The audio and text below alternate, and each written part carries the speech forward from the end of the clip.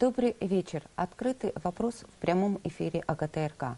К сожалению, от участия в нашей передаче сегодня отказались представители партии Амцахара. И запланированный нами диалог о партийном строительстве откладывается. Но не беда. В стране много проблем, много тем, о которых мы можем поговорить. Сегодняшний наш разговор о коррупции. Тем более, что совсем недавно парламент принял закон о противодействии коррупции, который вступит в силу буквально через 1,5 месяца, 1 января 2016 года. У нас в гостях законодатель и исполнитель. Депутат парламента Георгий Агарба, который представлял закон в парламенте, и генеральный прокурор Алексей Ломиа, которому предстоит исполнять этот закон. Здравствуйте, Георгий Резикович. Здравствуйте. Здравствуйте, Алексей Кумфович. Добрый вечер. Так как Георгий Резикович представлял закон в парламенте, первый вопрос у меня, конечно, к нему. Во-первых, какие цели преследовало принятие данного закона и, естественно, какие новшества появились в этом законе, чего не было ранее в законодательстве Республики Абхазия? Значит, само название закона о противодействии коррупции, да, о многом говорит. Мы в этом законе постарались вложить такие нормы, которые бы препятствовали бы возникновению коррупционных схем, да, самой коррупции, или в некоторых случаях даже, возможно, исключать.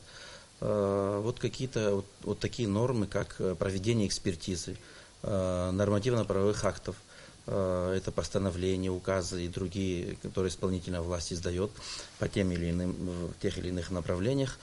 То есть эти акты могут не вступить, так и не вступить, да, как бы, если прокуратура, да, или другой орган, который компетентен, который определен законом, уследит в том или ином нормативно-правовом акте присутствие коррупционного составляющего. То есть мы какой-то механизм уже как бы предотвращающий, предохраняющий, как бы, да, какой-то заслон каким-то образом стоит. Потом еще требования есть к применению всякого рода решений в экономической сфере. Например, выполнению госзаказа, госзакупок, тех же выбор подрядчиков, покупателей. То есть вы говорите о конкурсной основе на... Да, я говорю о конкурсной основе, о проведении аукционов и так далее. То есть сам механизм, закон обязывает этот механизм обязательно применить. То есть это тоже как бы каким-то образом мы надеемся, что приведет к тому, что все-таки коррупционная составляющая будет как бы уменьшена, да.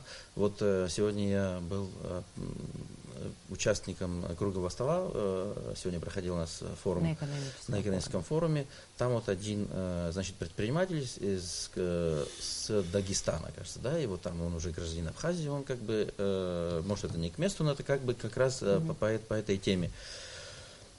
Они, значит, здесь построили цех по производству там окон, и он как бы говорил, что по качеству и по ценовой политике он как бы предлагал там правительство, шло строительство, как бы, да, там, я не знаю, он не сказал, к какому чиновнику он обращался, но он говорит, что заказы как бы шли мимо меня, например.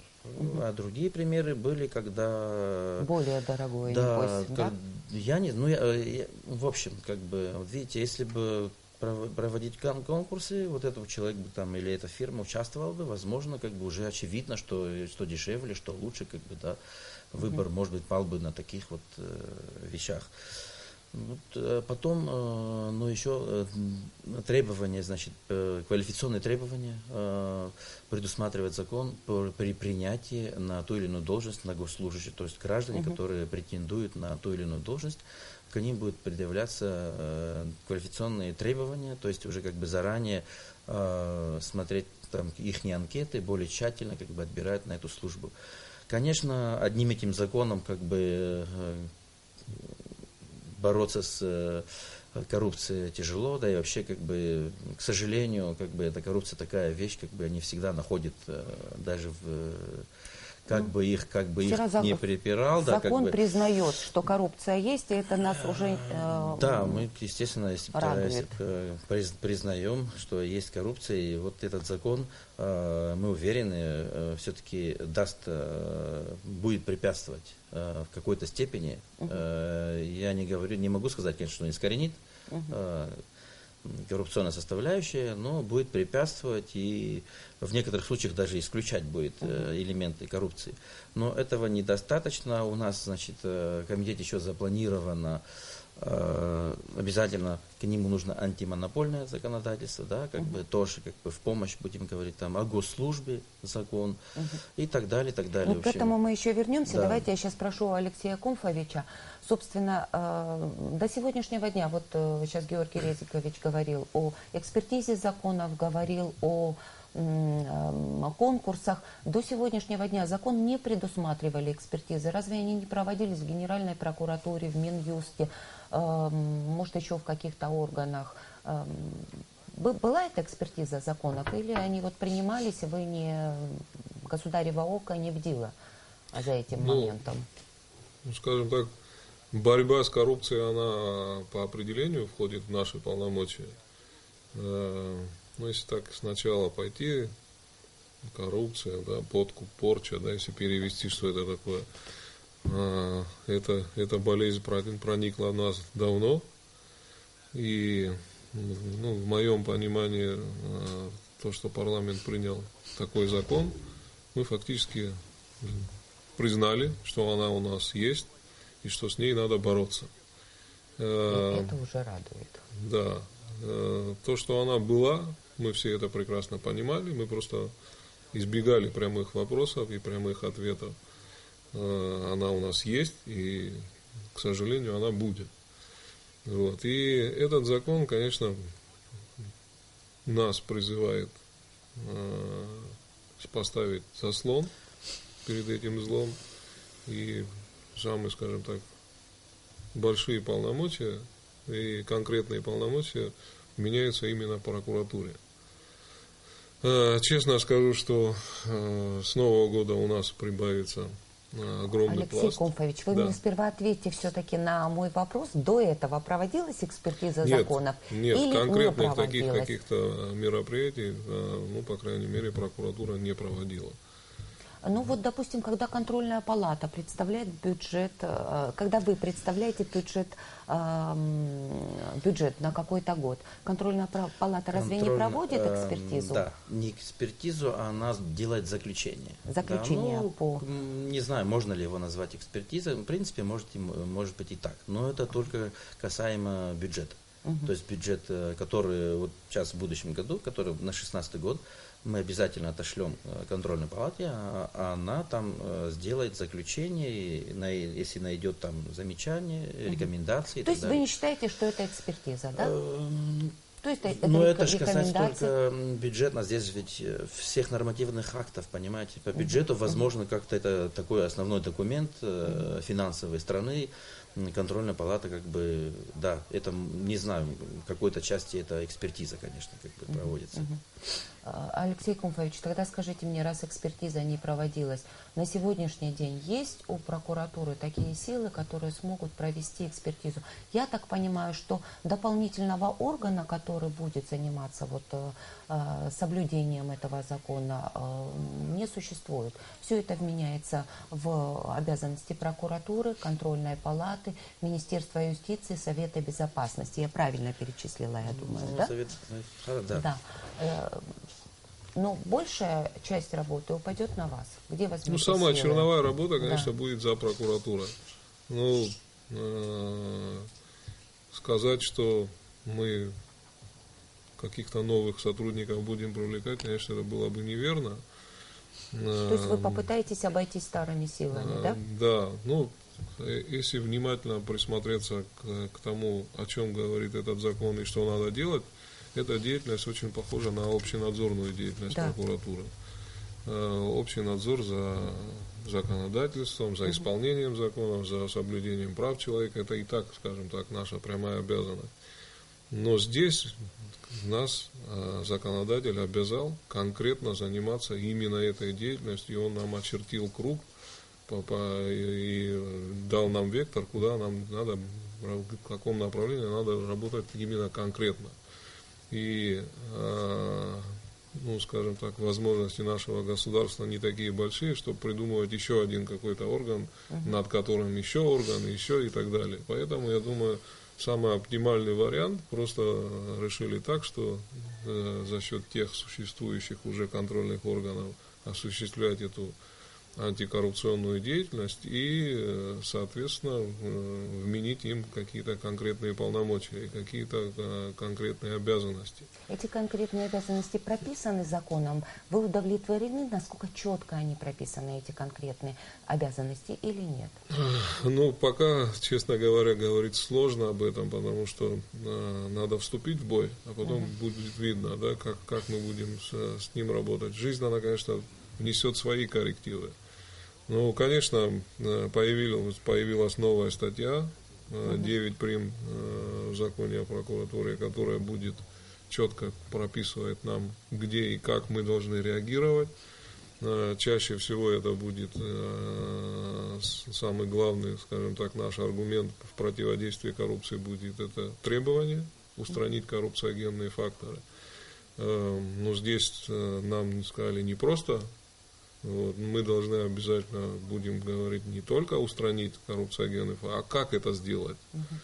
То есть будет все это большая... вы будете подавать в парламент, да? Все эти свои и в парламент. замечания. Но больше, конечно, большая часть работы будет связана с работой администрации. Я так предполагаю. Так, вот, да, и за это время пришлось перечитать много литературы о том, как этот закон работает уже в России. И какая работа проводится у них, и, соответственно, больше, конечно, это на таком рабочем звене, это администрации городов, районов, там, министерства.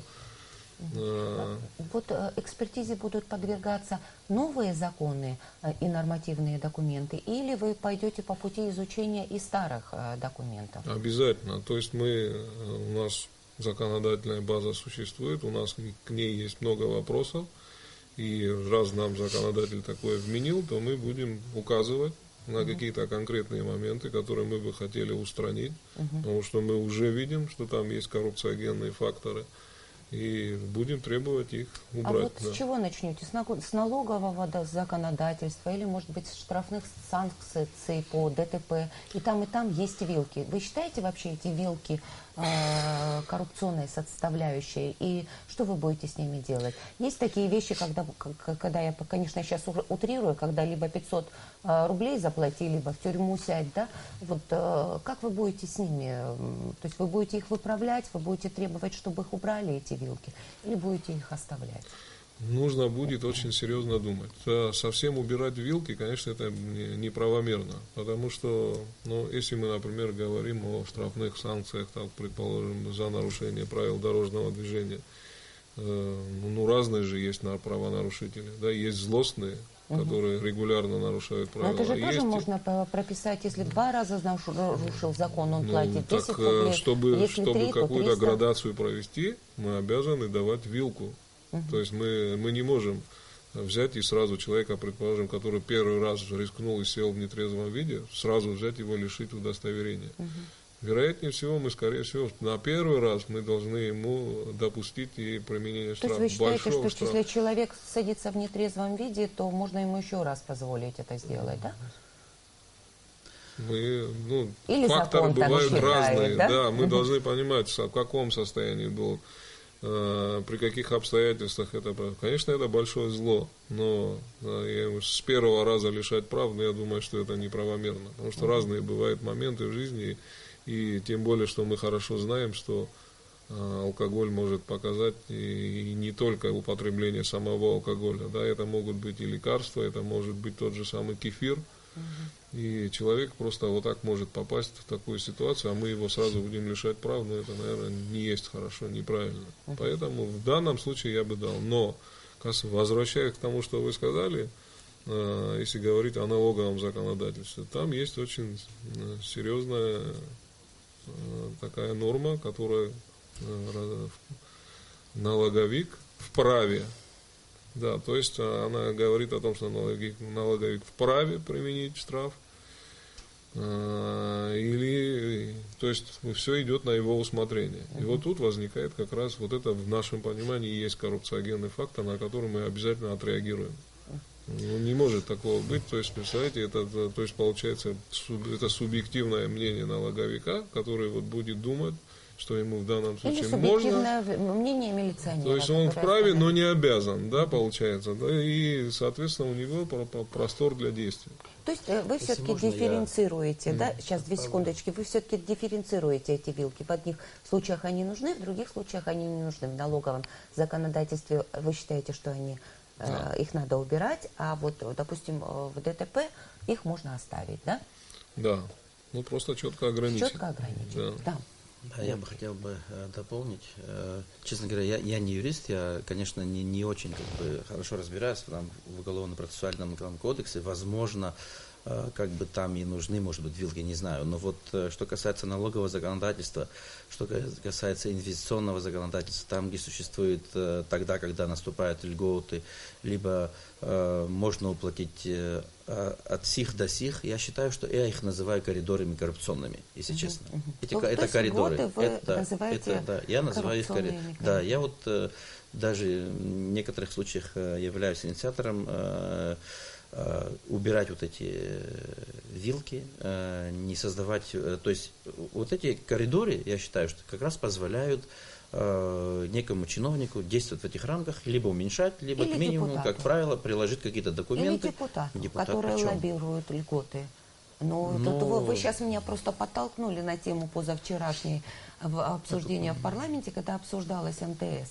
Там явно лоббировались такие вот вещи, которые были связаны с льготами. Закон об НТС обсуждался, и лоббировался вопрос, связанный с льготами для горюче-смазочных материалов. Это тоже льготы.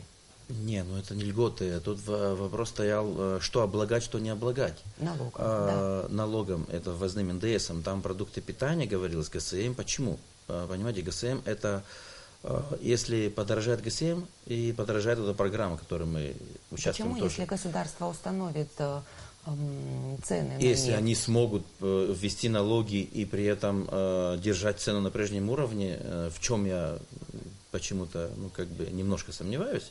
Если это удастся, то это правительство героическое будет.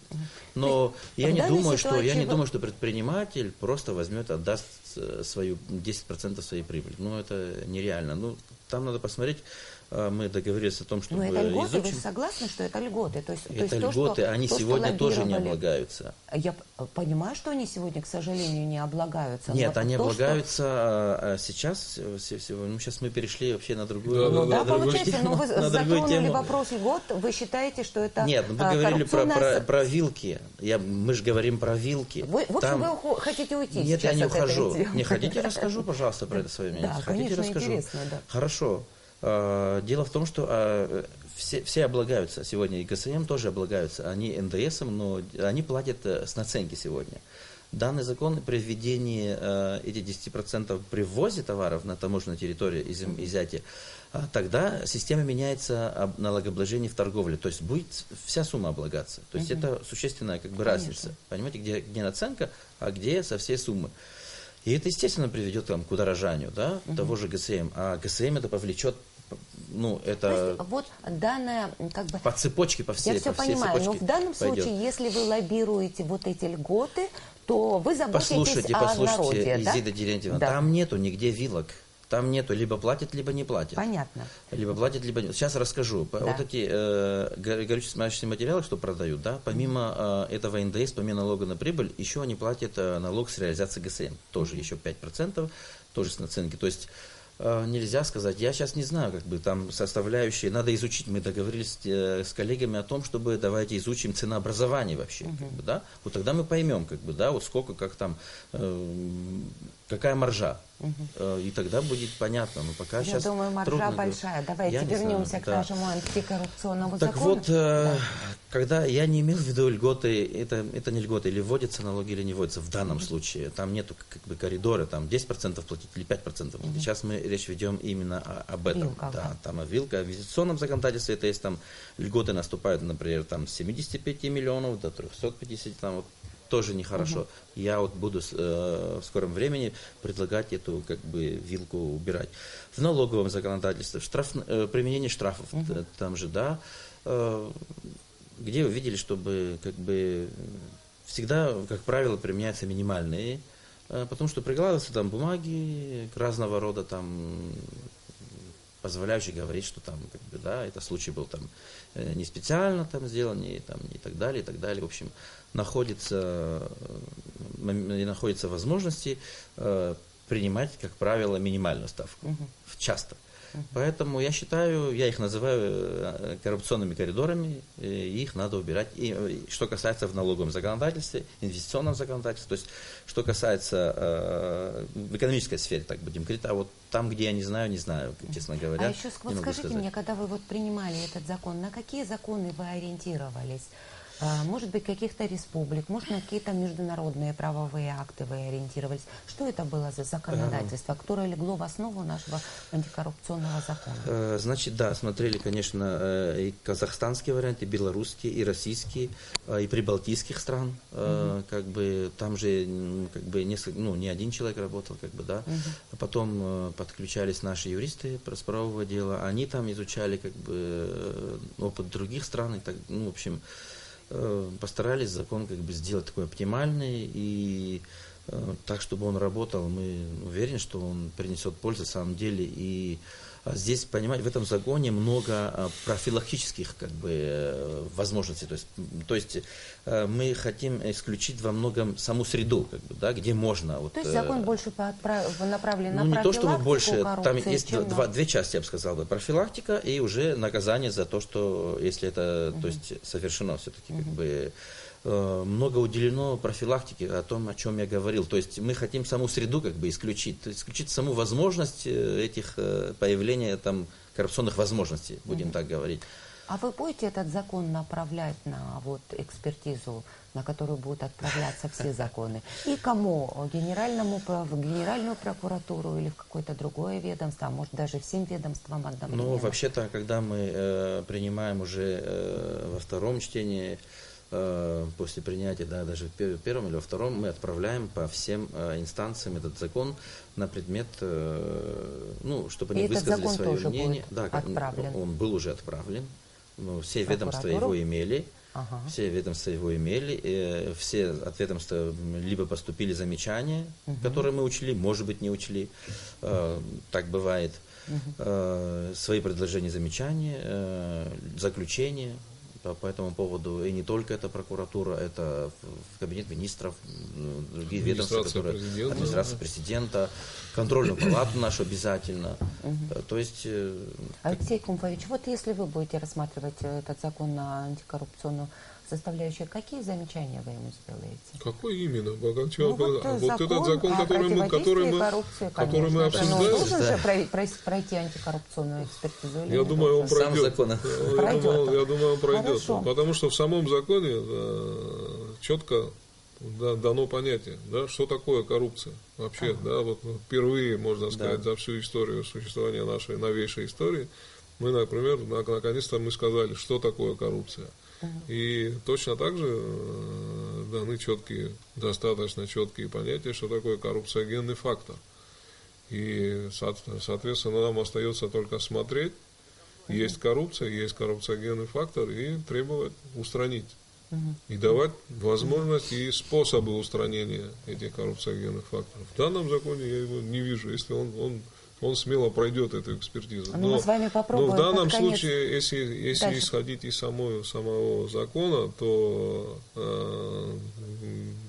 скажем так, вот эти полномочия на самом парламенте и Минюст, то есть проекты закона, которые будут приниматься в самом парламенте. Здесь существует уже, мы видим уже некую коллизию, да, что получается так, что в той поправке, которую ввели в закон о прокуратуре, мы можем требовать внести определенные изменения и в закон, и то есть входить с этим и требовать у парламента. Но если по самому тексту закона смотреть, то получается там идет четкое разграничение, куда мы можем вмешиваться, куда нет. И получается, что это не совсем наша сфера. Ну, скажем так, будем устранять, да, вот, Ну то да, есть, если да, есть будем таковые, устранять. ради бога, мы же живой организм, как говорится, готовы изменять что-то. Готовы Алексей изменять. Кумфович, конечно, вот как бы не могу обойти эту тему. В последнее время мы наблюдаем полную беспомощность власти в вопросах, связанных с коррупцией. И дела, возбужденные прокуратурой, натыкаются на различного рода препятствия. Контрольная палата провела проверку, был отчет по проверке этой контрольной палаты, и тоже выяснилось, что очень много нарушений. Ну и мы столкнулись с тем, что, в общем-то, в стране нет механизмов, которые позволяют привлечь к ответственности, по сути дела, участников коррупционных дел, коррупционных сделок. Наверное, самый яркий пример за последнее время это была незаконная паспортизация. Вот складывается такая парадоксальная ситуация, когда сегодня под удар попадают не столько коррупционеры, сколько люди, которые борются с коррупцией. Об этом свидетельствуют некоторые решения судов, которые оправдывают чиновников, участвовавших в махинациях. Я думаю, что вы понимаете, о ком я говорю, участвовавших в мошенничестве. Требования судов по восстановлению на рабочих местах служащих, в работе которых выявлена и двойная бухгалтерия, и полное отсутствие финансовой отчетности, отсутствие проектно-сметной документации. Понятно, что бухгалтера в этой ситуации выступают только как какие-то вот винтики-шпунтики, и коррупционная схема не зацикливается на них. Но мне интересно, вот этот вот закон, который сейчас принят парламентом, он даст вам какую-то возможность разобраться вот именно с этими делами. У нас складывается ситуация, что люди, которые участвовали в коррупционных схемах, пытаются отстоять свои как бы чуть ли не права, становятся вот белыми и пушистыми. По логике вещей, если вот брать другие страны, допустим, Сингапур, в котором принимали тоже вот такое вот законодательство, ну, вы знаете, чиновники просто рассыпались в разные стороны, и об отстаивании своих прав в суде просто не могло быть речи. Ну, вы поняли мой вопрос. Меня интересует вот этот вот антикоррупционный закон, да, будем его так называть, закон о противодействии коррупции. Он даст вам какой-то механизм, какой-нибудь, я не знаю, инструментарий какой-то для того, чтобы вот бороться со всеми этими делами? Ну, давайте попробуем ваш вопрос немножко разделить. Да? Вы слишком много, слишком много получилось. Во-первых, начнем сначала. Я не могу понять, на чем основан ваш пессимизм по поводу тех дел, которые в нашем производстве находятся. Я, например, очень оптимистично настроен. Следствие идет. По некоторым делам мы идем уже к логическому завершению. И почему вы говорите, что у нас нет никаких результатов?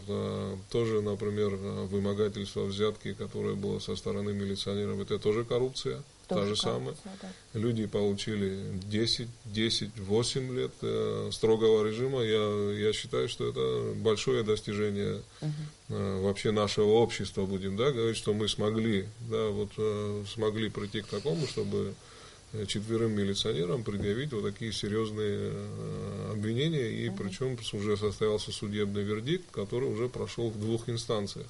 И он остался в силе такой, какой есть. Что касается других дел, люди просто должны понимать, что коррупционные дела, тем более хозяйственные дела, они имеют свой срок созревания, будем так говорить, да? И невозможно, скажем так, собрать все необходимые доказательства, объединить их в одном уголовном деле, предъявить обвинение и направить дело в суд, когда речь идет о хищениях масштабами с 9-значными цифрами. Мы хотим выглядеть хорошо в суде, поэтому мы собираем, мы готовимся, и в скором времени результаты будут. Я уверяю вас, что я развею ваш пессимизм, и совсем недолго, скажем так, осталось ждать. Теперь, что касается инструментария. Да. Инструментарий, конечно же, появился. И он больше, скажем так, правильно сказал Георгий Резикович, что все-таки речь идет о профилактике. Давайте не будем забывать великого Ленина, который сказал, что преступление легче предупредить, чем за него наказывать. И вот тут как раз будет наша основная деятельность. То есть мы, скажем, на стадии возникновения этой коррупции мы обязаны будем ее пресекать. Как это будет происходить? Вот просто возьмем как на каком-нибудь примере простом. И люди, я думаю, потому что мы говорим какие-то абстрактные материи, а вот, может, людям нужно просто объяснить, что же будет происходить на самом деле.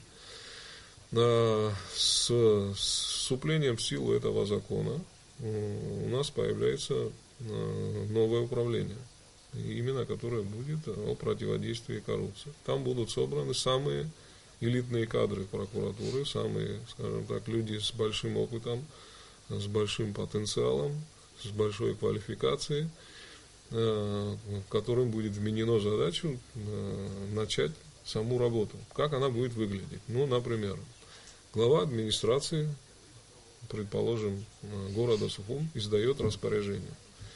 Если, предположим, раньше он его издавал в 3 экземплярах и направлял там в различные инстанции, то теперь он будет издавать его в 4 экземплярах. И этот 4-й экземпляр в обязательном порядке будет поступать в прокуратуру.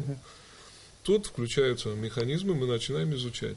Если мы видим, что в этом распоряжении присутствует коррупциогенный фактор, чтобы его выявить, да, мы будем руководствоваться законом. Мы обязательно создадим приказ, которым утвердим саму инструкцию, да, прохождения вот этих всех документов. Мы разработаем методику, по которой будут работать наши сотрудники. Мы их тоже в четкие рамки поставим. И, соответственно, они будут отслеживать. Да, вот если они увидели, например, какой-нибудь коррупциогенный фактор, ну, например, будем говорить, да, вот, что... Предположим, какому-то человеку выделили земельный участок для строительства. Это, скажем, тема очень такая.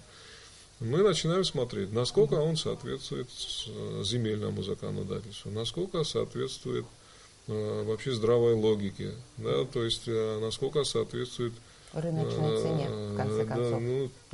Ну, земля-то у нас не продается, нет, ну, сам факт. Вот, да. И почему глава администрации остановился именно на нем? Да, то есть, вот, да, если, например, речь шла о строительстве какого-нибудь объекта, да, почему не было об этом объявлено заранее, почему не было того же самого конкурса, почему не было это освещено в прессе?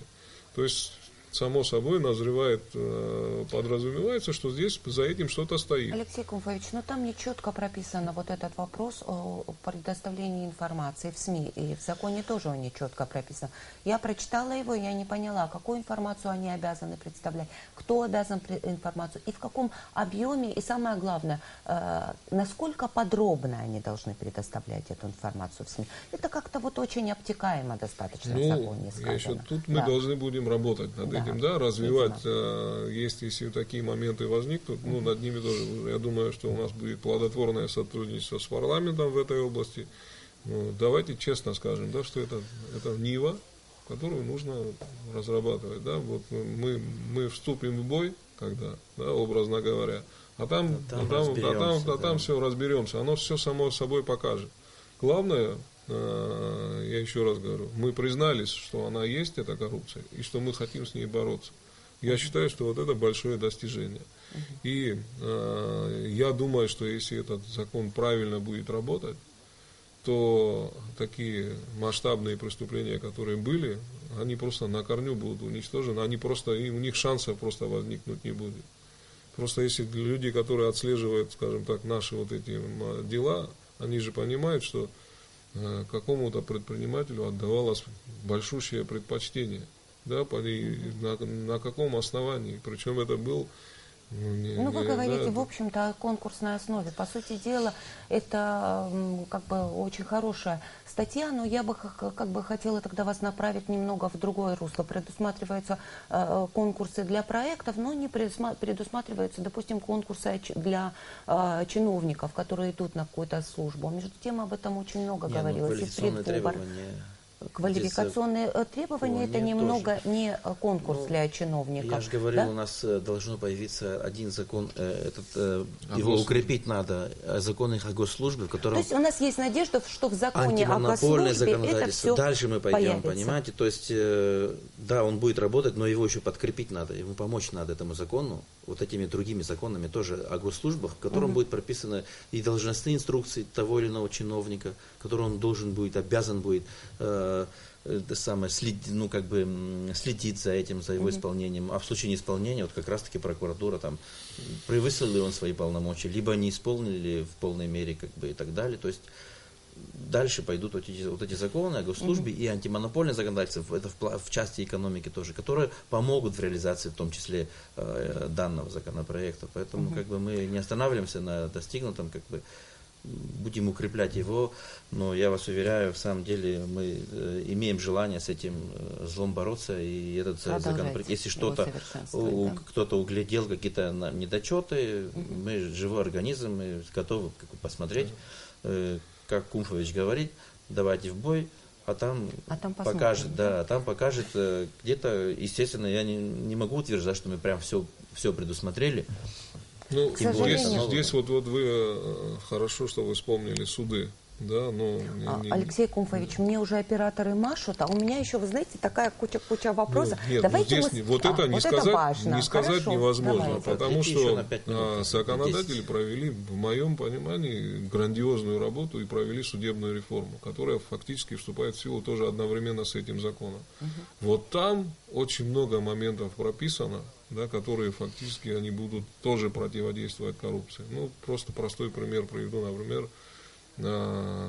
автоматически, то есть кому будет направлено на рассмотрение уголовное дело, будет выбирать компьютер. То есть здесь уже человеческий фактор исключается. Ой, какое счастье. Почему это нельзя то же самое во второй инстанции, да, кассационной инстанции, то же самое, там не будет какого-то там сам компьютер. Это означает, что мы не сможем заявлять отвод в состав суда, или нет? Да, вот, кстати говоря, если в данном случае по действующему законодательству даем отвод судье, и он сам решает, дать себе отвод или нет, то с Нового года об этом уже будет думать председатель суда, что тоже немаловажно. То есть, понимаете, да, что человек, который сам судит, и, соответственно, у него не будет желания себя отводить, да, предположим, при каких-то там определенных интересах, то тут законодатель его ограничивал в этом плане. То есть, вот. Плюс к тому,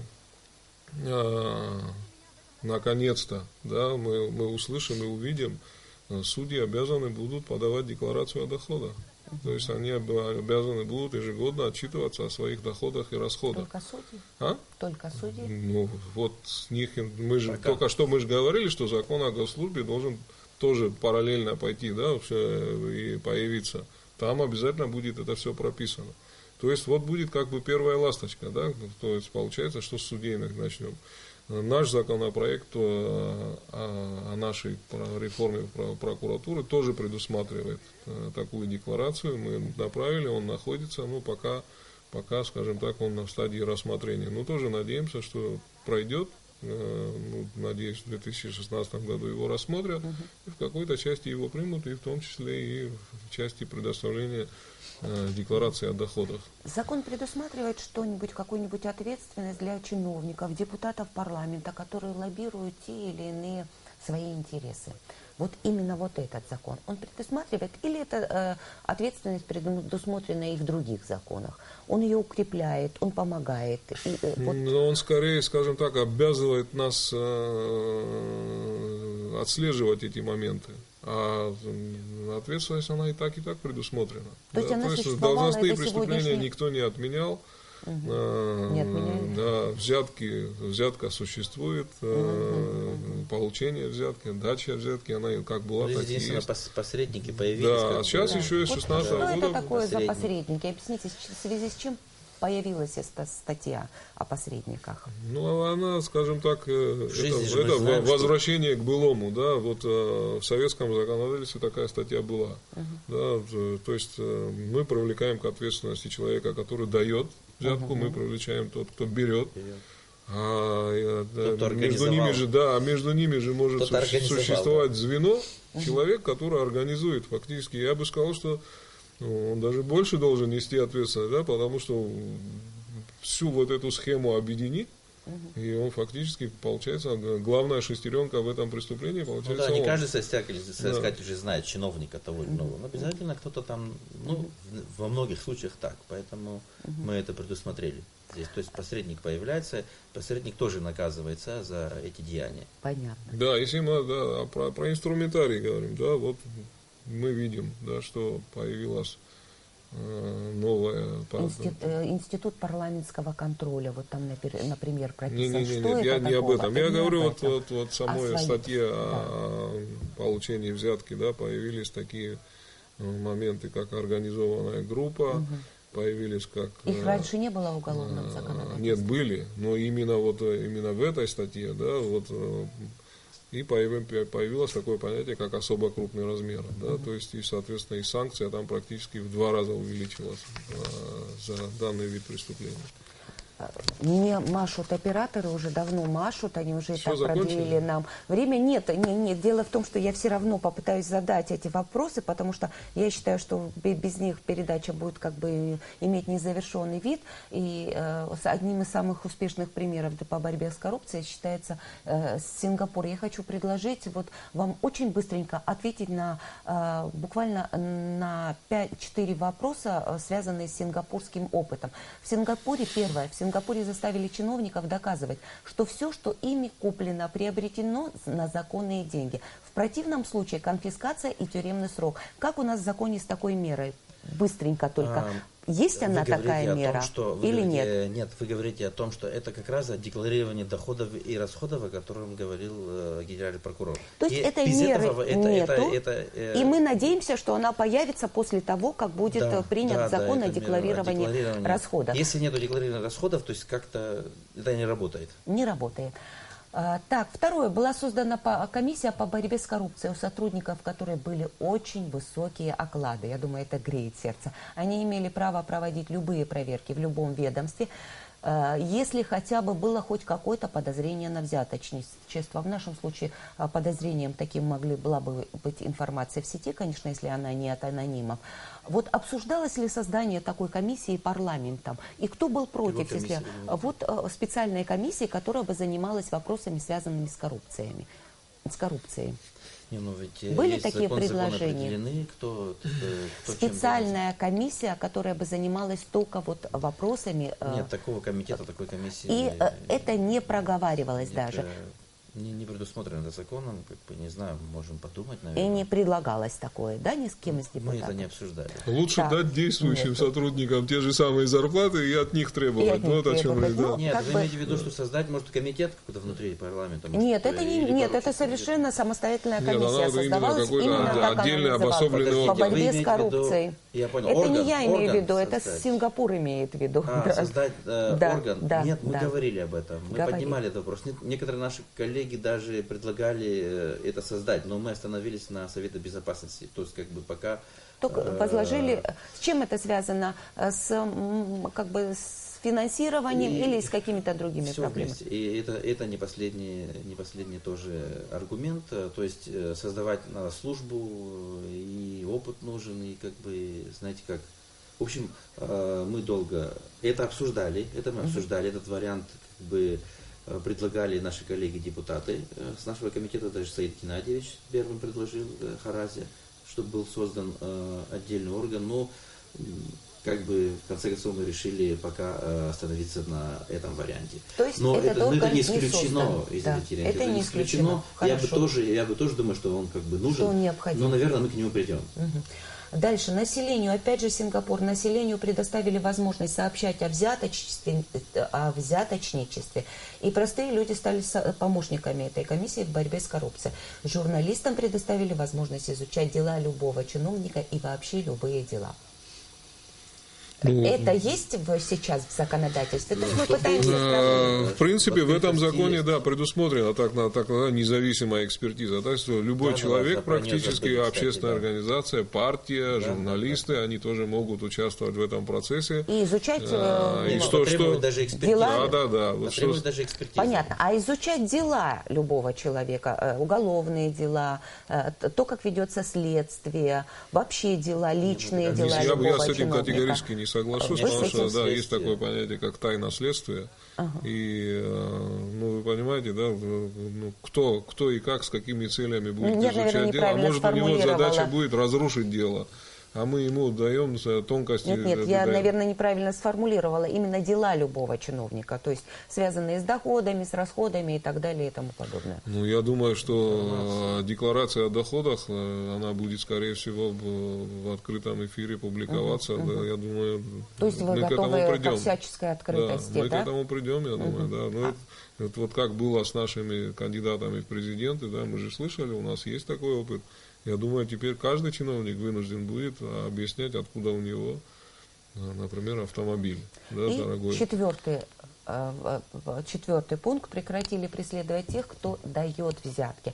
То есть виноват во всем всегда чиновник, а человек, дающий взятку, ни в чем не виноват. Из него ее вымогли, скажем так. Вот такую деталь вы не продумывали в законе? И вообще она полезна или не полезна? У нас в законе это давным-давно прописано, что человек, у которого вымогают взятку, если он заранее об этом сообщил, и он все равно несет ответственность. Да, то его, он не привлекается в уголовное, освобождается от уголовной ответственности. Кстати, в этом законе тоже об этом сказано.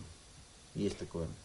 У меня еще масса вопросов, но мне, к сожалению, показывают, что время нашего эфира подошло к концу. Мы вынуждены попрощаться с нашими гостями. Может быть, даже чего-то не досказав и о чем-то не договорив. Но напоминаем, что мы по-прежнему открыты для обсуждения актуальных проблем для нашего общества, готовы выслушивать разные точки зрения всех политических сил, но только на паритетной основе.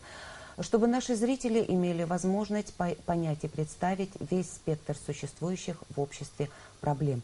У нас в студии был генеральный прокурор Алексей Ломия и депутат парламента Георгий Агарба.